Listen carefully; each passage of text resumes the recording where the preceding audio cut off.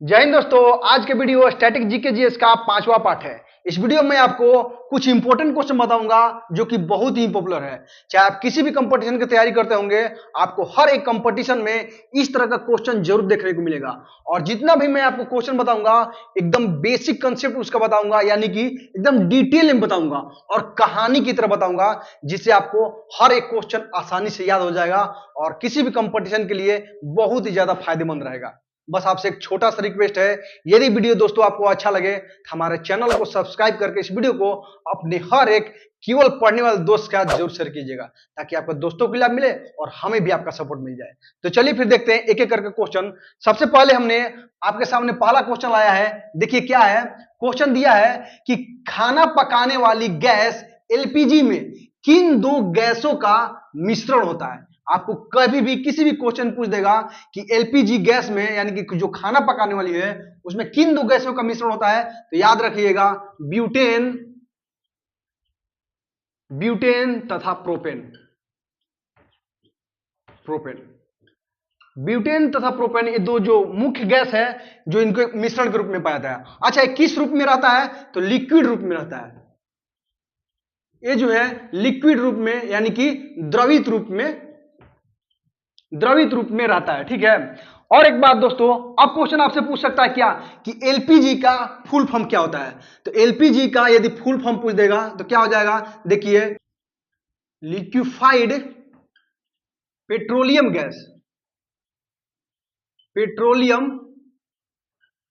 Gas. ठीक है।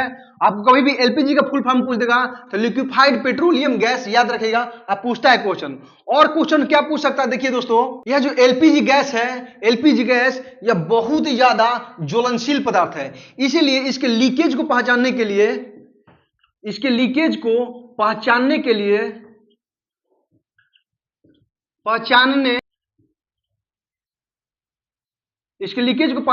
लिए इसमें क्या मिलाया जाता है पता है। एक यौगिक मिलाया जाता है जिसको कहा जाता है मिथाइल मरकेप्टम। मिथाइल मरकेप्टम मिलाया जाता है। इससे क्या होता है, इसके लीकेज पता चलता है। और यह जो है एक यौगिक है, यह यौगिक है। और किसका यौगिक है पता है, सल्फर का। यह एक क्या है, सल्फर का यौगिक है। आप देखिए इसमें कितना क्वेश्चन बन गया। आप पूछ देगा कि खाना पकाने वाली गैस एलपीजी में किन दो गैसों का मिश्रण होता है, तो ब्यूटेन तथा प्रोपेन। किस रूप में होता है, तो लिक्विड रूप में होता है, यानी कि द्रवित रूप में होता है। अच्छा, एलपीजी का फुल फॉर्म पूछ देगा तो लिक्विफाइड पेट्रोलियम गैस हो गया। ठीक है। अब देखिए पूछ देगा कि एलपीजी में लीकेज को पहचानने के लिए कौन सा गैस मिलाया जाता है, या क्या मिलाया जाता है, या क्या यौगिक मिलाया जाता है, तो याद रखिएगा मिथाइल मरकेप्टम मिलाया जाता है। अच्छा, मिथाइल मरकेप्टम क्या है, तो एक यौगिक है। यानी किसका यौगिक है, तो सल्फर का यौगिक है। इस तरह से कोई भी क्वेश्चन मिल जाएगा तो आसानी से बना सकते हैं, यानी कि कोई भी क्वेश्चन मिल जाएगा उसको टिक मार सकते हैं। ठीक है। उम्मीद है आपको अच्छी तरह से समझ में आ रहा होगा। और वीडियो दोस्तों आप अच्छी तरह से देखिएगा, क्योंकि इस वीडियो के अंत में आपसे 3 क्वेश्चन पूछूंगा जिसका आंसर आपको कमेंट करके बताना होगा। इसलिए वीडियो को अच्छी तरह से देखिएगा। अब चलिए देखते हैं अगला क्वेश्चन। क्वेश्चन है प्राथमिक या बुनियादी रंग कौन कौन सा होता है। यानी कभी भी क्वेश्चन मिल जाएगा, पूछेगा कि प्राथमिक रंग कौन सा है या बुनियादी रंग कौन सा है, तो दोनों एक ही बात है, प्राथमिक या बुनियादी रंग। इसलिए दोनों मैंने आपको लिख दिया है, प्राथमिक या बुनियादी रंग कौन कौन सा होता है। कोई भी आपसे एग्जाम पूछ दे सकता है कि प्राथमिक रंग पूछ दे या बुनियादी रंग, दोनों एक ही चीज है। आइए देखते हैं प्राथमिक और बुनियादी रंग कौन सा होता है। तो कौन सा होता है, तो आरजीबी याद रखिएगा। क्या होता है, आरजीबी। आरजीबी का मतलब क्या हुआ, आर का मतलब रेड यानी कि लाल, जी यानी कि ग्रीन हरा, और बी यानी कि ब्लू यानी कि नीला। यानी कि प्राथमिक या बुनियादी रंग पूछ देगा तो क्या हो गया, लाल हरा नीला, यानी कि आरजीबी याद रखिएगा। अब इन प्राथमिक रंगों से बहुत ही सारा रंग बनता है। आइए देखते हैं, आपको बताते हैं डायग्राम से। देखिए कौन कौन सा रंग बन जाएगा आपको। यहां हमने ले लिया आर, और यहां जी, और यहां बी। आर क्या है, ये लाल हो गया, जी क्या है, हरा हो गया, और बी क्या है, नीला यानी कि ब्लू हो गया। ठीक है।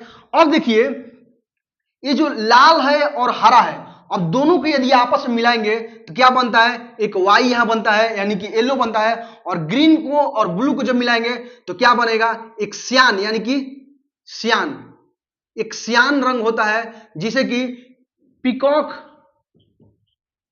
नीला कहते हैं, नीला कहते हैं, और वाई यानी कि पीला कहते हैं, इसको पीला रंग कहते हैं इसको।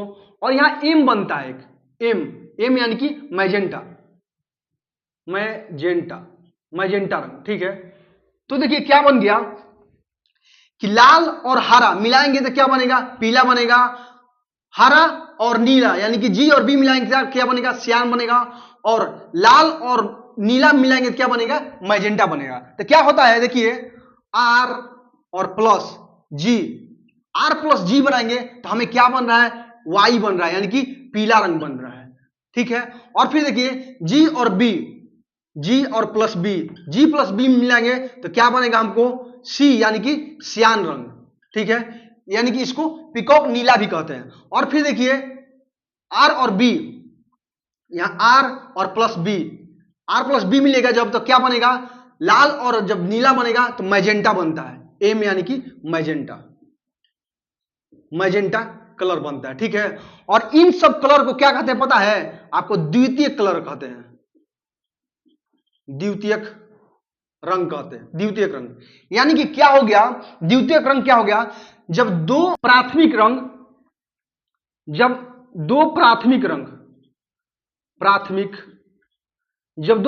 रंग बनेगा, मिलेगा आपस में तो क्या बनेगा, द्वितीयक रंग, याद रखिएगा, ठीक है। ये तो हो गया द्वितीयक रंग। अब देखिए क्या हो गया, जब ये मतलब कि द्वितीयक रंग और प्राथमिक रंग मिलेगा आपस में तब क्या बनेगा, जब ये दोनों आपस में मिलेगा, देखिए तब क्या बनेगा, ये जब दो आपस में मिलेगा सियान और लाल तब क्या बनेगा, और ग्रीन, और जब ये दो मिलेगा तब क्या बनेगा, देखिए जब लाल और सियान बनेगा, यहां बनाते हैं, देखिए जब लाल आर और प्लस सी यानी कि सियान जब मिलेगा तो क्या बनेगा, व्हाइट यानी कि सफेद बनेगा, सफेद रंग, ठीक है। और फिर वाई और हो गया। अब देखिए ब्लू और सी यानी कि ब्लू प्लस वाई यानी कि पीला रंग जब मिलेगा तो क्या बनेगा, यहां भी सफेद, यानी कि जितना बनेगा ना, ये जितना बनेगा सब सफेद ही बनेगा। फिर क्या हो गया, green plus magenta, G plus M, green plus magenta बनेगा तो क्या बनेगा आपको, ये भी व्हाइट बन जाएगा यानी कि सफेद। यानी यहां देखिए क्या बन गया कि जब एक प्राथमिक रंग और एक द्वितीयक रंग मिल रहा है, यानी कि प्राथमिक प्लस द्वितीयक,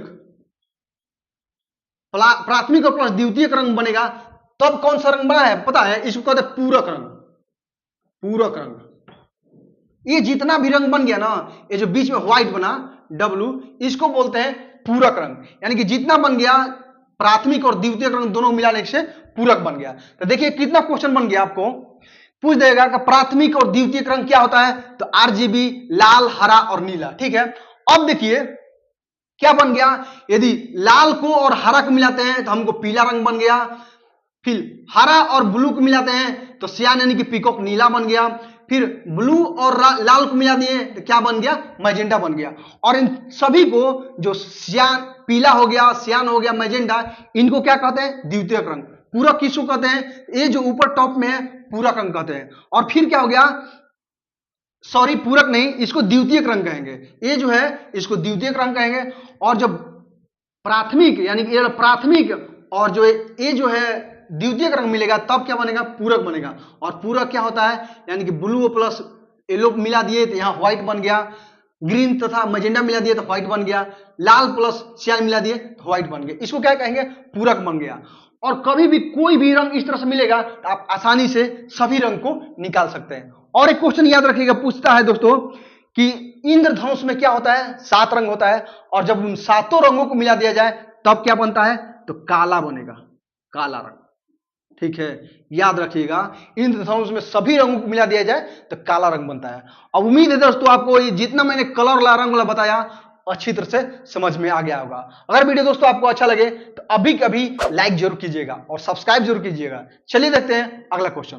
क्वेश्चन है भारत में राष्ट्रीय राजमार्ग सर्वप्रथम किसने बनवाया था? यदि आपसे क्वेश्चन पूछ दे कहीं भी किसी भी एग्जाम में और पूछ देगा भारत में सबसे पहले राष्ट्रीय राजमार्ग यानी कि नेशनल हाईवे किसने बनाया, तो याद रखिएगा कौन था, तो सम्राट अशोक। किसने बनवाया था? तो सम्राट अशोक ने। सम्राट अशोक ने सबसे पहले राष्ट्रीय राजमार्ग यानी कि नेशनल हाईवे बनवाया था। सम्राट अशोक कौन था?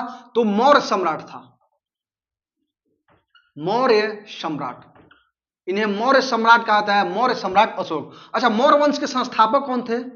मौर्य वंश के संस्थापक यदि पूछ देगा आपसे मौर्य वंश के संस्थापक कौन था, तो याद रखिएगा चंद्रगुप्त मौर्य। चंद्रगुप्त मौर्य। और चंद्रगुप्त मौर्य का बेटा था कौन? बिंदुसार। ठीक है, चंद्रगुप्त का बेटा कौन था? बिंदुसार। और इसी बिंदुसार का बेटा था कौन? अशोक महान यानी कि सम्राट अशोक। तो सम्राट अशोक के पिता कौन हुए? तो बिंदुसार। और सम्राट अशोक के दादा कौन हुए? तो चंद्रगुप्त। याद रखिएगा। एक और क्वेश्चन पूछता है दोस्तों, ये तो हुआ कि राष्ट्रीय राजमार्ग का निर्माण किसने करवाया था, और पूछ देगा कि जीटी रोड यानी कि ग्रांड ट्रक रोड यानी जिसे कहते हैं क्या? GT road. ठीक है, GT road, ROAD, GT road कहता है कि जीटी रोड को सबसे पहले किसने बनवाया था? तो याद रखिएगा इसका हो जाएगा शेर शाह सूरी। ठीक है, यदि आपसे जीटी ट्रक पूछ देगा कि ग्रांड ट्रक रोड किसने बनवाया था, तो शेर शाह सूरी ने। और राष्ट्रीय राजमार्ग यानी कि नेशनल हाईवे किसने सबसे पहले बनवाया था? तो सम्राट अशोक। और शेर शाह सूरी कौन था? तो सूरवंश का संस्थापक था। कौन था? सूरवंश का संस्थापक। सूरवंश का संस्थापक कौन था? शेर शाह सूरी। और इसी शेर शाह सूरी ने मुगलों को हराया था, यानी कि किसे हराया था? मुगल वंश के शासक कौन था? हुमायूं था। हुमायूं को हरा के यह दिल्ली का शासक बना था। आपको डिटेल में बताएंगे सब, सम्राट अशोक हुआ, चंद्रगुप्त मौर्य हुआ या शेर शाह सूरी, हर किसी का डिटेल में बनाएंगे जब चैप्टर वाइज शुरू करेंगे। तो फिलहाल देखते हैं एक एक करके क्वेश्चन। तो आइए देखते हैं अगला क्वेश्चन है राज्यसभा का पदेन अध्यक्ष कौन होता है? यदि आपसे किसी भी एग्जाम पूछ देगा कि राज्यसभा का पदेन अध्यक्ष कौन होता है, तो याद रखिएगा उपराष्ट्रपति जो होता है वो राज्यसभा का पदेन अध्यक्ष होता है। अच्छा, पूछ देगा कि किस अनुच्छेद के तहत राष्ट्रपति यानी कि उपराष्ट्रपति राज्यसभा का पदेन अध्यक्ष होता है? याद रखिएगा अनुच्छेद 63। क्या? अनुच्छेद 63 के तहत राज्यसभा का पदेन अध्यक्ष कौन होता है? उपराष्ट्रपति। एक और क्वेश्चन बनता है कि राज्यसभा के सभापति एवं उपसभापति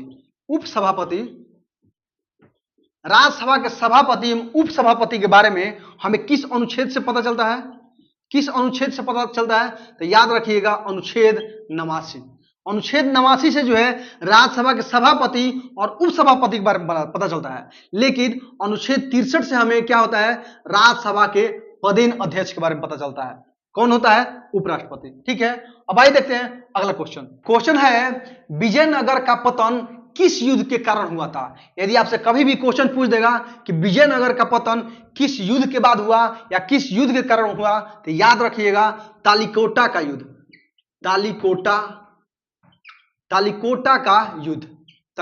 युद्ध। इस युद्ध को दो और नामों से जाना जाता है। इस युद्ध को कहा जाता है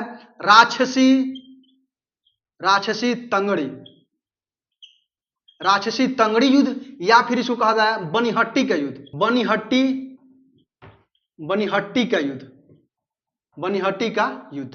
ठीक है, और ये कब हुआ था? तो याद रखिएगा 1565 ईस्वी में। ठीक है, 1565 ईस्वी में तालिकोटा का युद्ध हुआ था, जिसे राशि तंगड़ी या बनिहट्टी का युद्ध कहता है। इस युद्ध के बाद जो है विजयनगर का पतन हो गया। और एक बात याद रखिएगा दोस्तों, यह जो है विजयनगर का युद्ध यानी कि तालिकोटा का युद्ध किसके बीच हुआ था? तो एक बात याद रखिएगा, सबसे पहले क्या था? विजयनगर का हमेशा किससे युद्ध होता था? तो बहमनी से। बहमनी राज्य से जो है विजयनगर का हमेशा युद्ध होता था। और यह बहमनी राज्य जो है, बहमनी राज्य जो है 5 राज्यों में आगे चल के विभक्त हो गया था। कौन सा? बीजापुर, अहमदनगर,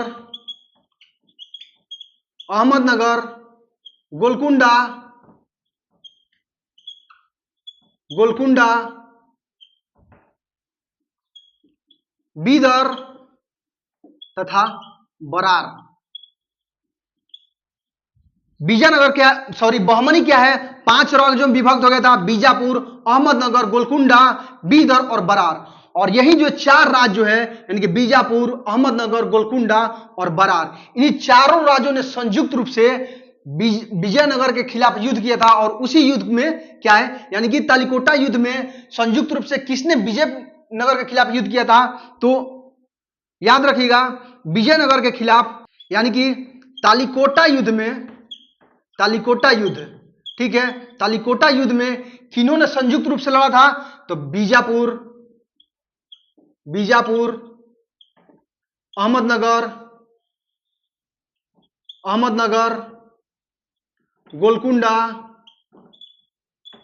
गोलकुंडा और तथा कौन था? तो बीदर।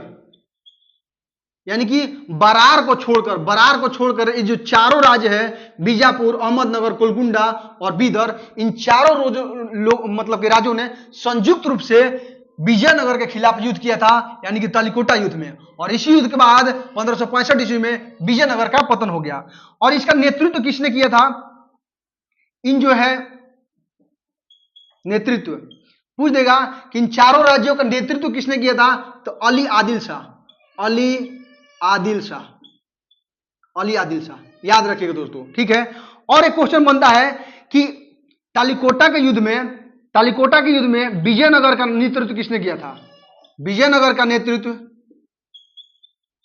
तालिकोटा के युद्ध में विजयनगर का नेतृत्व किसने किया था? तो याद रखिएगा, राम राय, ठीक है, राम राय ने युद्ध का नेतृत्व किया था।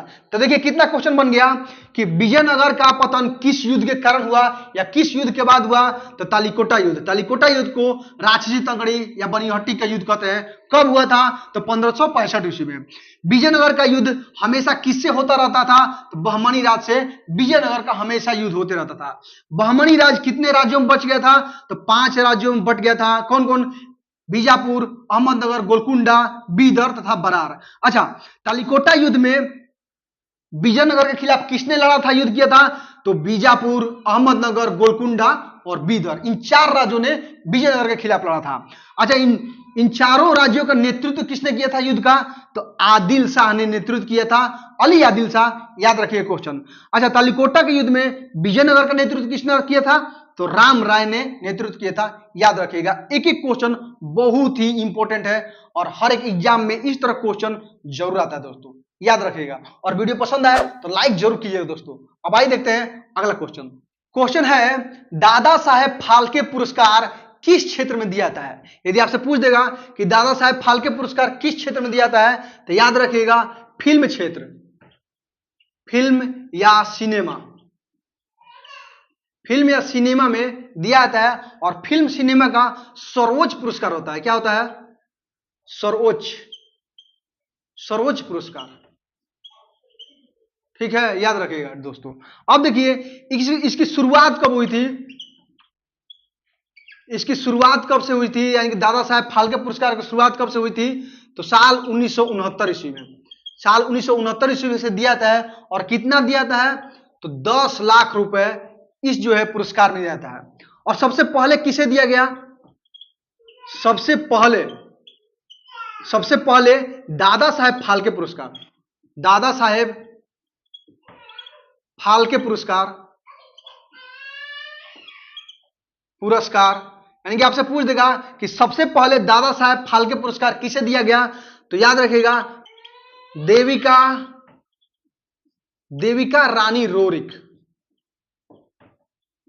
रानी रोरिक को दिया गया था सबसे पहले। कब दिया गया था? तो साल 1969 ईस्वी में। यानी कि जब शुरुआत हुआ था तभी जो है सबसे पहले देविका रानी रोरिक को दिया गया था, ठीक है। तो और देखिए, याद कीजिए कि दादा साहेब फाल्के जो है कौन थे? तो भारतीय सिनेमा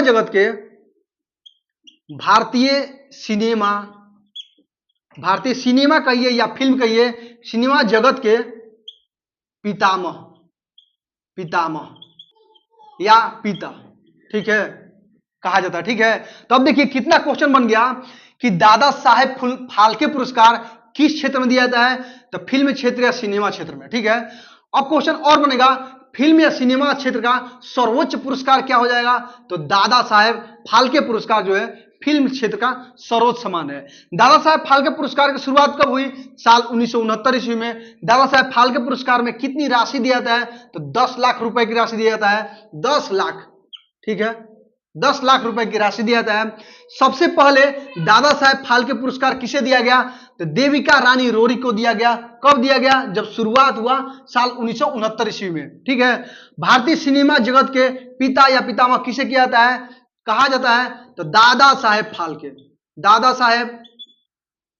फाल्के को, ठीक है, दादा साहेब फाल्के जी को भारतीय सिनेमा का पितामह कहा जाता है। अब आइए देखते हैं अगला क्वेश्चन है कोणार्क किस लिए प्रसिद्ध है? आपसे कभी भी क्वेश्चन पूछ देगा कि कोणार्क किस लिए प्रसिद्ध है, तो याद रखिएगा कोणार्क का सूर्य मंदिर, कोणार्क का सूर्य मंदिर, कोणार्क का सूर्य मंदिर जो है, कोणार्क के सूर्य मंदिर के लिए फेमस है। और यह कहां पड़ता है? तो पुरी में। ठीक है, पुरी में। और पुरी कहां पड़ता है? तो उड़ीसा में, उड़ीसा राज्य में पुरी पड़ता है। ठीक है, और देखिए एक और क्वेश्चन पूछता है कि किस नोट के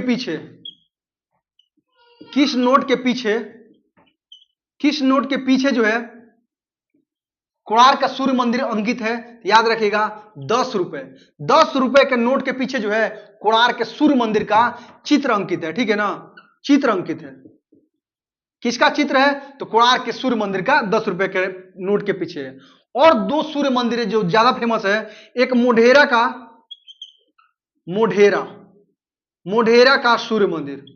सूर्य मंदिर, कहां पड़ता है मोढेरा का सूर्य मंदिर? तो गुजरात में। याद रखिएगा गुजरात राज्य में। एक और सूर्य मंदिर है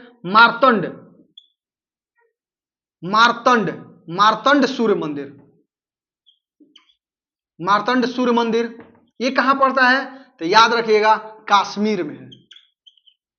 ठीक है, तो देखिए कितना क्वेश्चन बन गया। आपसे पूछ देगा कि कोणार्क कहां है, सबसे पहले नंबर तो पुरी में है। कोणार्क किस लिए प्रसिद्ध है?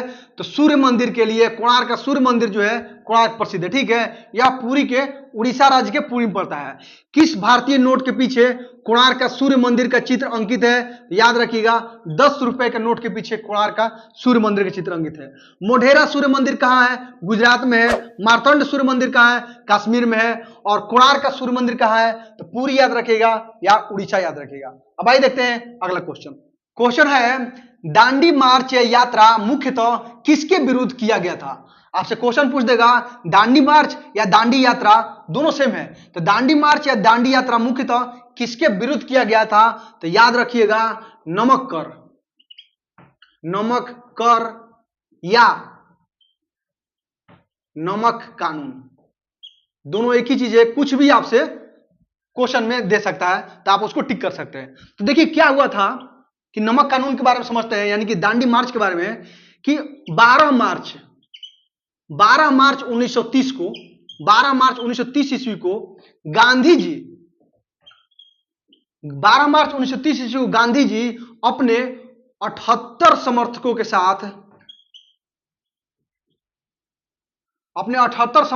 साथ क्या करते हैं कि अपने आश्रम साबरमती से दांडी के लिए प्रस्थान करते हैं। कहां? दांडी के लिए प्रस्थान करते हैं, दांडी के लिए।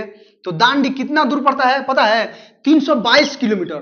322 किलोमीटर के सफर को तय करके दांडी पहुंचते हैं। कब पहुंचते हैं? तो याद रखिएगा 6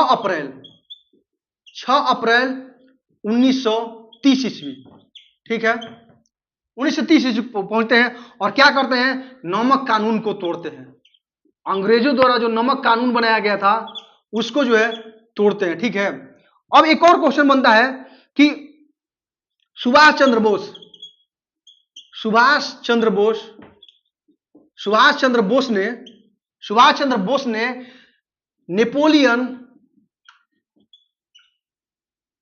नेपोलियन के एल्वा से पेरिस की यात्रा की तुलना की थी। ठीक है, तो देखिए कितना क्वेश्चन बन गया आपसे कि पूछ देगा कि दांडी मार्च की मुख्यतः किससे संबंधित है, तो नमक कानून यानी कि नमक कर से संबंधित है। ठीक है, महात्मा गांधी ने कब शुरुआत किया था, तो 12 मार्च 1930 ईस्वी को शुरुआत किया। कब? 12 मार्च 1930 को। किसने हुआ, तो गांधी जी ने। कितने समर्थकों के साथ? 78 समर्थकों के साथ।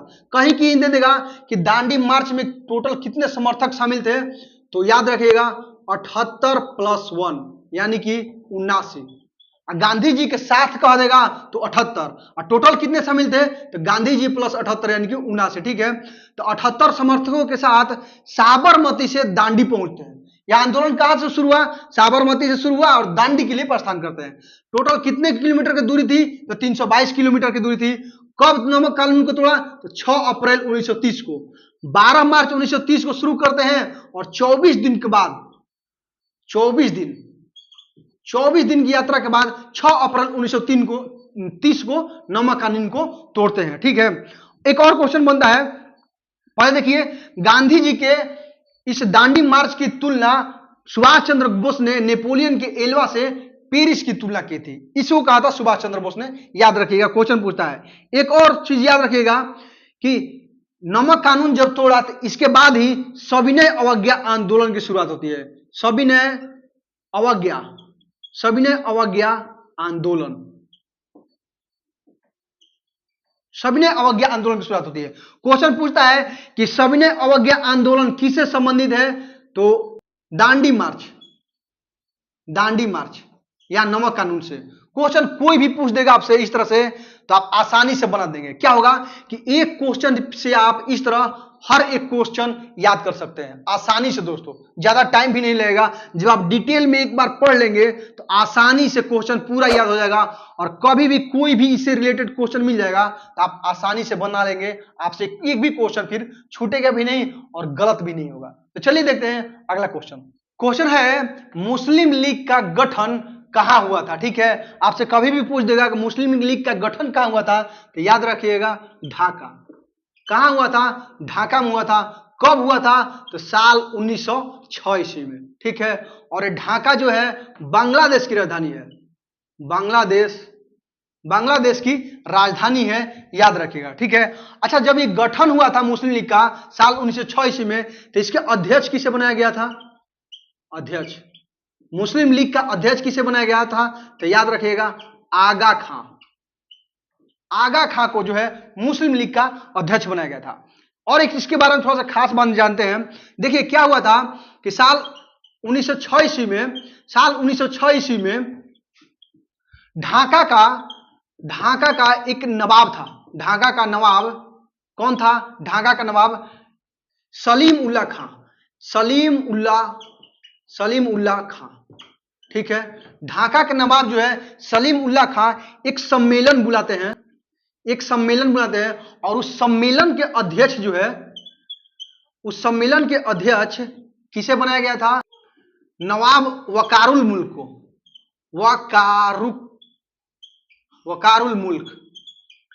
इस सम्मेलन का अध्यक्ष जो है नवाब वकारुल मुल्क बनाया था। ठीक है, तो देखिए क्या क्वेश्चन बन गया कि मुस्लिम लीग का गठन कहां हुआ था, तो ढाका में हुआ था 1906 ईस्वी में। और उस मुस्लिम लीग का अध्यक्ष जो है, मुस्लिम लीग का अध्यक्ष आगा खां को बनाया गया। क्या हुआ था कि 1906 ईस्वी में ढाका का जो नवाब था सलीम उल्लाह खां एक सम्मेलन बुलाता है, और उस सम्मेलन की अध्यक्षता किसने किया था, नवाब वकारुल मुल्क। और फिर मुस्लिम लीग का जो अध्यक्ष बनाया गया किसे, आगा खां को। ठीक है, याद रखिएगा, थोड़ा सा डिफरेंट है लेकिन याद रखिएगा। और देखिए लीग का संविधान, क्वेश्चन पूछता है कि मुस्लिम लीग का संविधान कब बना, तो याद रखिएगा साल 1907 ईस्वी में। कहां पे, कराची में। लीग का संविधान 1907 ईस्वी कराची में बना। और एक पूछता है क्वेश्चन कि प्रथम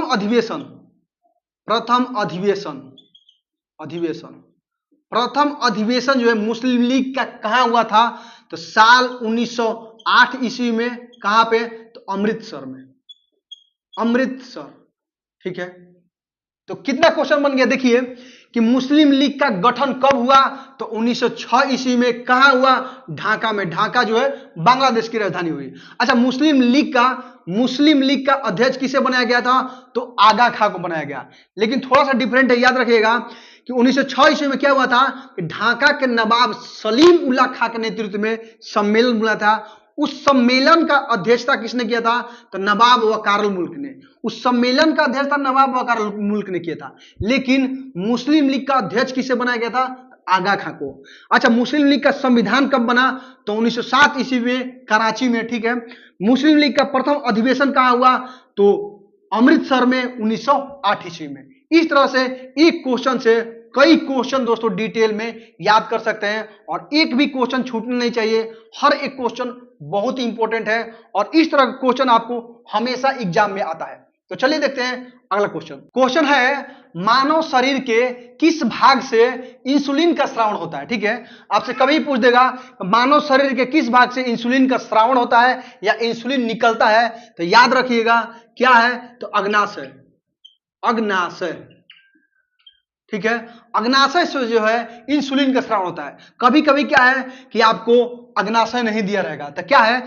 अग्नाशय का एक भाग है लैंगरहैंस, लैंगरहैंस, लैंगरहैंस की दीपिका,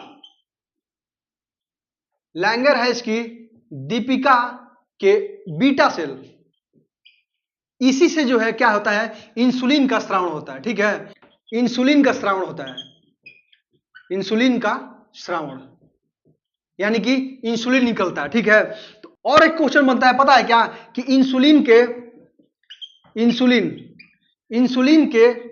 कम स्रावण से, कम स्रावण, इंसुलिन के कम स्रावण से कौन सा रोग होता है? तो याद रखिएगा मधुमेह, मधुमेह, मधुमेह, जिसे इंग्लिश में क्या कहते हैं? तो डायबिटीज, डायबिटीज, डायबिटीज रोग। ठीक है, मधुमेह या डायबिटीज रोग। और यदि इंसुलिन का अधिक स्रावण हो, इंसुलिन का अधिक स्रावण हो, अधिक स्रावण, तब कौन सा रोग होता है? तो याद रखिएगा हाइपोग्लाइसीमिया रोग, हाइपोग्लाइसीमिया, हाइपोग्लाइसीमिया।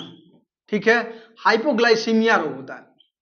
ठीक है, तो देखिए कितना क्वेश्चन बन गया कि मानव शरीर के किस भाग से इंसुलिन का स्रावण होता है? तो अग्नाशय से होगा। तो अग्नाशय के किस भाग से होता है? तो लैंगरहैंस की दीपिका के बीटा सेल से इंसुलिन का स्रावण होता है। मेन जो है अग्नाशय है, लेकिन अग्नाशय के किस भाग से?